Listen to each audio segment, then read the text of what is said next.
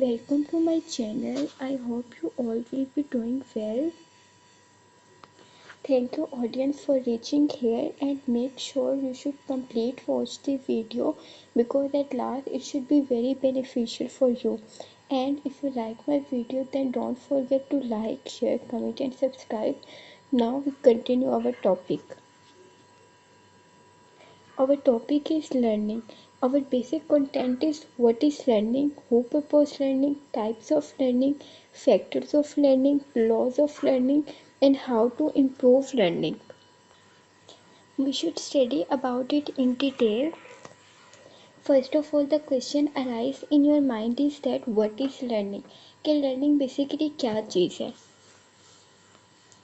So what is learning? Learning एक ऐसा process है कि जिसमें हम नई चीज़ों को समझने की कोशिश कर रही होती हैं, हम डिफरेंट तरह के नॉलेज को गेन कर रही होती हैं।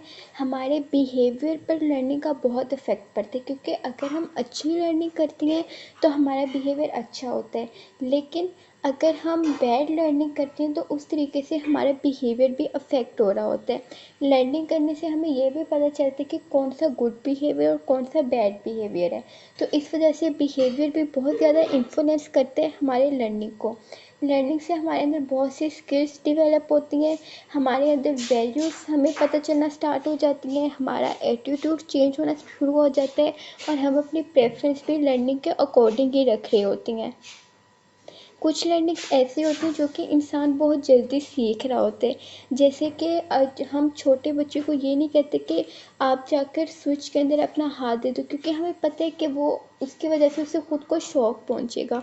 और कुछ लर्निंग जो होती है वो लाइफ टाइम होती है, जैसे हम लाइफ टाइम लर्निंग कर रही होती हैं और लाइफ टाइम नॉलेज गेन कर रही होती हैं। सो नेक्स्ट क्वेश्चन जो आपके माइंड में अराइज हो रहा होगा कि हु प्रपोज लर्निंग, कि लर्निंग को सबसे पहले किसने प्रपोज किया था? तो साइकोलॉजिस्ट होते हैं वो लर्निंग को किस तरीके से डिफाइन कर रहे होते हैं? साइकोलॉजिस्ट किस तरीके से लर्निंग को डिफाइन कर रही होती हैं ये हम पढ़ेंगे।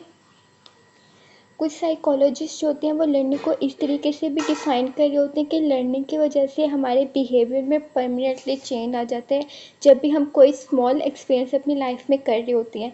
मतलब जो कुछ भी हम अपनी ज़िंदगी में सीख रही होती हैं उससे हमारी लर्निंग जो होती है उस पर काफ़ी अफेक्ट हो रहा होती है। उसके अलावा जो साइकोलॉजिस्ट हैं वो इस बात पर भी फोकस कर रहे होते हैं कि लर्निंग के ज़रिए से आप किस तरीके से डिफरेंट चीज़ों को एक दूसरे के साथ रिलेट कर सकते हो और उसके वजह से आपको लाइफ के अंदर डिफरेंट चीज़ों में हेल्प हो सकती है। कुछ साइंटिस्ट ऐसे हैं जो कि लर्निंग के साथ एसोसिएट्स हैं, मतलब उन्होंने लर्निंग को प्रपोज किया है। उनमें सबसे पहले हमारे पास आते हैं Edward Thorndike, second one is Ivan Pavlov, third one is Johann B. Watson, and fourth one is B.F. Skinner, fifth one is Albert Bandura. I hope कि आपको इन साइंटिस्ट की समझ आ गई होगी जिन्होंने लर्निंग को प्रपोज किया था। नेक्स्ट वन हमने स्टडी करनी है टाइप्स ऑफ लर्निंग। जो हमारे पास फर्स्ट वन होती है वो होती है क्लासिकल कंडीशनिंग, जो सेकंड वन होती है वो हमारे पास होती है ऑपरेंट कंडीशनिंग, और जो हमारे पास थर्ड वन होती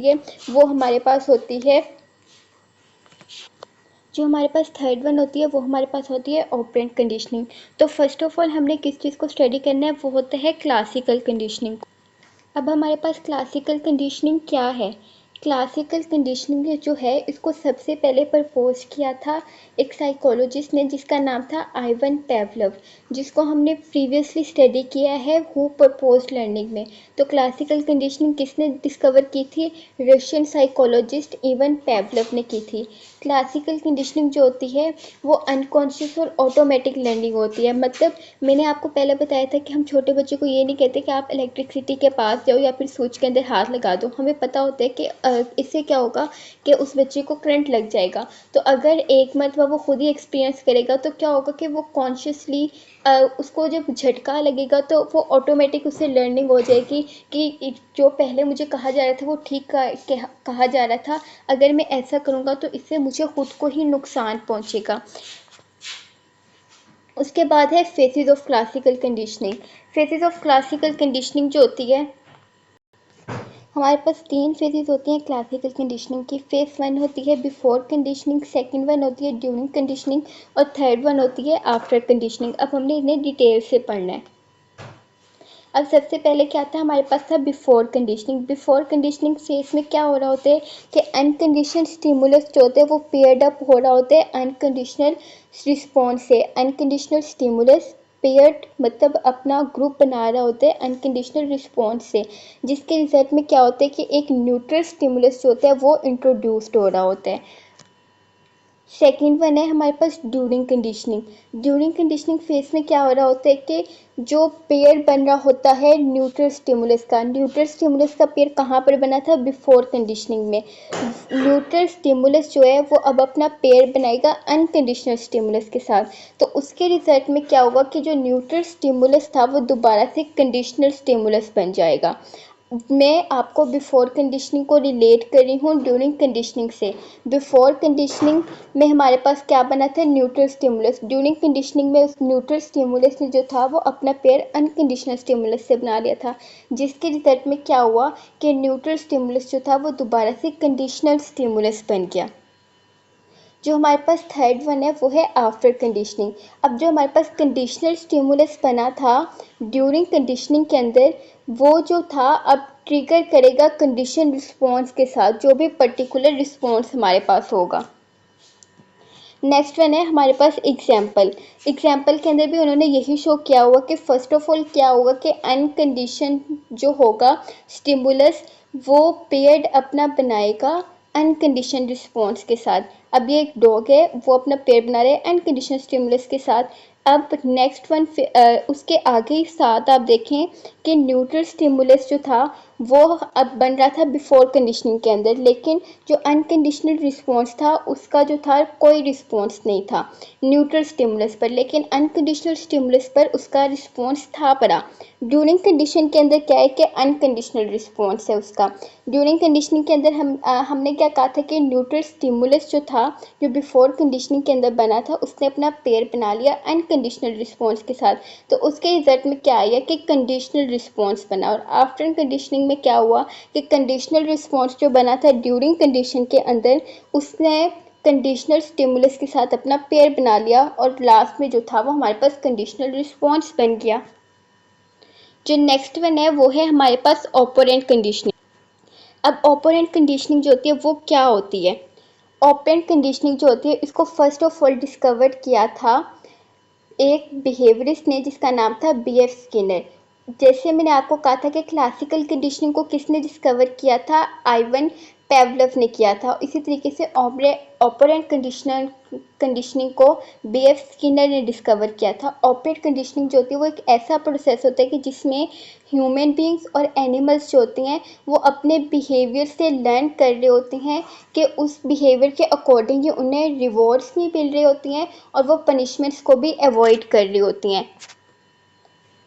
जैसे अब ये ऑपरेंट कंडीशनिंग है, अगर reward introduce to increase a behaviour, अगर वो उसको रिवॉर्ड मिलेगा अगर वो अपना बिहेवियर अच्छा रखेगा, मतलब लेकिन अगर वो कोई डेंजर देखेगा तो उसका क्या होगा, बिहेवियर चेंज हो जाएगा। जैसे आप इस रैट को ही देख रहे हैं, अगर उन्होंने पहले चीज़ रखी हुई है तो वो उस चीज़ को खाने की कोशिश करेगा, लेकिन अगर किसी ने इलेक्ट्रिक शॉक रखा हुआ है तो क्या होगा कि उससे रैट जो है वो दूर भागेगा। इस तरीके से जो होते हैं हमने ऑपरेंट कंडीशनिंग को भी पढ़ लिया। अब नेक्स्ट वन जो हमने पढ़ना है वो है ऑब्जर्वेशनल लर्निंग। ऑब्जर्वेशनल लर्निंग जो होती है उसको सबसे पहले इंट्रोड्यूस करवाया था अल्बर्ट बेंडोरा ने। ऑब्जर्वेशनल लर्निंग जो होती है वो एक ऐसा प्रोसेस है लर्निंग का कि जिसमें हम दूसरे के बिहेवियर से लर्न कर रहे होते हैं और जो टारगेटेड बिहेवियर होते हैं उसको हम वॉच कर रहे होते हैं और मेमोराइज कर रहे होते हैं। अब नेक्स्ट जो हमने खोलना है वो है स्टेजेस ऑफ ऑब्जर्वेशनल लर्निंग। अब जो स्टेजेस हैं वो ऑब्जर्वेशनल लर्निंग के, उसमें फर्स्ट ऑफ ऑल क्या है, अटेंशन है।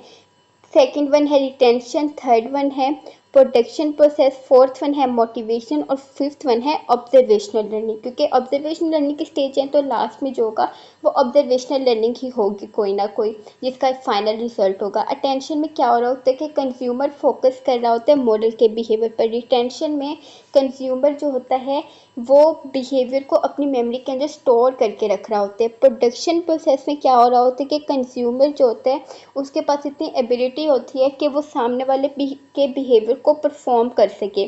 फिर उसके बाद होता है मोटिवेशन। मोटिवेशन के अंदर क्या होता है कि स्टिमुलस जो होता है वो दूसरे इंसान का बिहेवियर कंडक्ट करने में हेल्प कर रहा होता है। और फिफ्थ वन जो ऑब्जर्वेशनल लर्निंग होती है उसमें कंज्यूमर जो होता है वो एक्वायर कर रहा होता है कि किस तरीके से बिहेवियर में चेंजिंग्स आ रही होती हैं। फॉर एग्जांपल जिस तरीके से आप देख लें कि जब ओल्डर सिबलिंग्स जो होती हैं उनको पनिश किया जाता है क्योंकि वो सही से खाना नहीं बना सकती हैं, तो यंगर सिबलिंग जो होते हैं वो कभी भी दोबारा से खाना बनाने के लिए कभी भी उनको पनिश नहीं होना पड़ेगा। अगर ओल्डर सिबलिंग्स जो होंगे वो कोई कहना नहीं मानेंगे, मतलब बिना पूछे कोई भी चीज़ उठा लेंगे, तो अगर उनको डांट पड़ेगी तो जो उनके छोटे बहन भाई होंगे, यंगर सिबलिंग्स होंगे, तो वो कभी भी ऐसा नहीं करेंगे, वो पूछ कर चीज़ें यूज़ करेंगे क्योंकि उनको पता होगा, उन्होंने पहले रिजल्ट देखा होगा कि इसकी वजह से उनके बड़े बहन भाइयों को भी डांट पड़ चुकी है। तो आई होप कि ऑब्जर्वेशनल लर्निंग की आप लोगों को समझ आ गई होगी। ऑब्जर्वेशनल लर्निंग आप इस पिक्चर से भी देख सकते हैं कि एक छोटी सी बच्ची कुक कर रही है। I am trying my best कि आपको लेक्चर से बोर ना करूँ, but you should complete watch the video.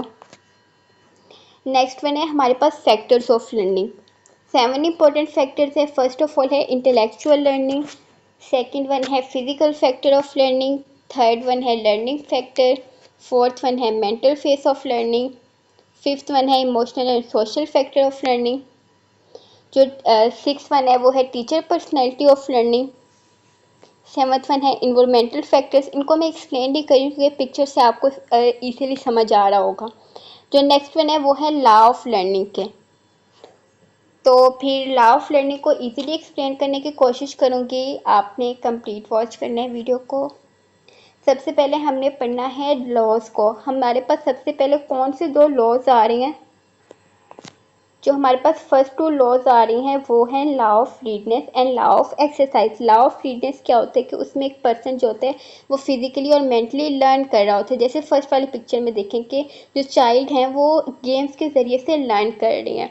जो सेकंड वन है वो है लॉ ऑफ एक्सरसाइज। साथ देखें कि जिम कर रहे हैं एक बॉय, तो उसमें क्या हो रहा होगा कि वो किस तरीके से बॉडी बिल्डअप करनी है वो सीख रहे होते हैं। नेक्स्ट वन है लॉ ऑफ अफेक्ट और law of primacy. Law of affect के अंदर क्या हो रहा होता है कि आप जो भी काम कर रहे हो तो उसका कोई ना कोई अफेक्ट ज़रूर होता है। जो फर्स्ट वाली पिक्चर है वो लॉ ऑफ अफेक्ट को शो कर रही है कि अगर आप एक पौधा लगाते हो किसी फ्रूट का, तो क्या होगा कि उससे जब आप उन फ्रूट्स को बेचोगे तो आपको मनी अर्न होगा। तो इसी तरीके से एप्पल के ऊपर जो होगा वो आपको मनी का निशान दिख रहा है। जो सेकंड वन है वो है law of primacy. Law of primacy क्या हो रहा होता है कि किस स्टेट में हम बीइंग फर्स्ट आ सकते हैं ताकि हमारे दूसरों पर जो होगा वो अनशेकेबल इम्प्रेशन हो, दूसरों को हम कॉन्फिडेंट लगें और हमारे अंदर जो होगा वो कॉन्फिडेंस बिल्डअप हो सके। प्राइमेसी का बेसिकली मतलब भी यही होता है कि आप जो होगा वो दूसरे के सामने जो होते हैं वो कॉन्फिडेंट हो, अपनी बात को ईजिली एक्सप्लेन कर पाओ। जो लास्ट वन है वो है हमारे पास law of intensity and law of recent. अब लॉ ऑफ इंटेंसिटी हमारे पास क्या होता है कि अगर हमारे पास स्टिमुलस रियल है तो उसका रिस्पॉन्स जो होगा वो इन्वायरमेंट के बिहेवियर के अकॉर्डिंग होगा। जैसे अब ये डियर है, अगर इसको खाना मिलेगा, सही जगह से शिकार मिलेगा तो ये वहाँ पर मूव कर जाएगी। अगर जहाँ से इसको खाना ही नहीं मिल रहा होगा तो ये ऐसी जगह पर जाएगी ही नहीं। और लॉ ऑफ रिसेंसी क्या होता है कि उसमें हम लॉ ऑफ रिसेंसी में हम ये पढ़ रहे होते हैं कि वो चीज़ें जो हम रिसेंटली लर्न कर चुके हैं होती हैं उनको याद रखना, उसको हम अच्छे तरीके से याद रख सकते हैं एज़ कम्पेयर टू उन चीज़ों के जिनको हमने काफ़ी टाइम पहले पढ़ा हो। क्योंकि हमारे इंसानी दिमाग है कोई चीज़ भूल भी जाते हैं, तो इस वजह से वो कहते हैं things most recently learn are best remembered while the things learn sometimes ago are remembered with more difficulty. अब नेक्स्ट वन है how learning can be improved. अब लर्निंग को हम किस तरीके से इम्प्रूव कर सकते हैं? हम कॉन्टेक्ट ही रख सकते हैं, परसेप्चुअल मोटर ग्राउंडिंग कर सकते हैं, जनरेशन अफेक्ट हमारे हेल्प कर सकते हैं लर्निंग में। Stones and example cases help कर सकते हैं कि पिछले ज़माने में लोग किस तरीके से रह रहे होते थे, और हमें फीडबैक जो होता है वो भी लर्निंग में हेल्प कर रहा होता है। नेक्स्ट वन है हमारे पास इंपॉर्टेंट पॉइंट, जिनमें है manageable cognitive load, cognitive disequilibrium, cognitive flexibility और गोल्डीलॉक प्रिंसिपल्स, एनकोड लर्निंग। इनको भी हम रिमेंबर्ड करके अपनी लर्निंग को इम्प्रूव कर सकते हैं। Thank you. Any question related to that slide, तो आपने नीचे कमेंट्स करना है। And if you like my video, then don't forget to like, share, comment and subscribe. Thank you for your precious times. Please remember me in your prayers. Thank you.